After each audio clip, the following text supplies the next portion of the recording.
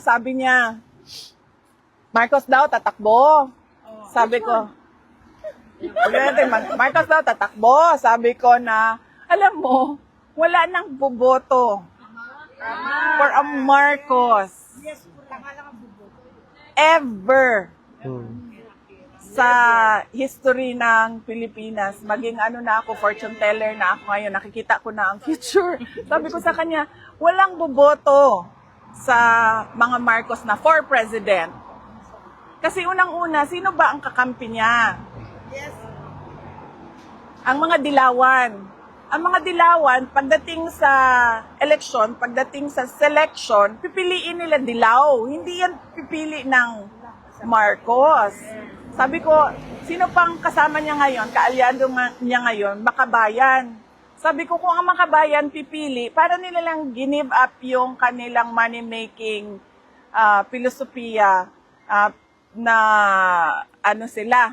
na gusto nilang pabagsakin yung administrasyon at gusto nila sila yung i-install na gobyerno. So, sino boboto? Wala na boboto sa kanya na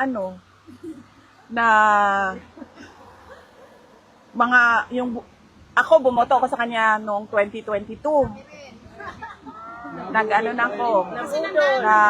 Nagmahay na ko. Natagam. Yes! Lesson learned na rin kay ma'am. Nakakaon na og tagam. So, sino ba boboto sa Marcos? Sa susunod, wala na. Wala man silang kasama. Wala mo salik. Oh, alam nila yan. Kasi noong lumapit sila, alam nila na hindi nila kakayanin ang mga supporters ni Leni Robredo at the time noong 2022. So, ano ba yun? Yun. So, sabi ko sa kanya, sino nang boboto sa Marcos? Sabi niya, pag ikaw tumakbo, sabi niya, yun na yan, sabi niya. Pag ikaw tumakbo,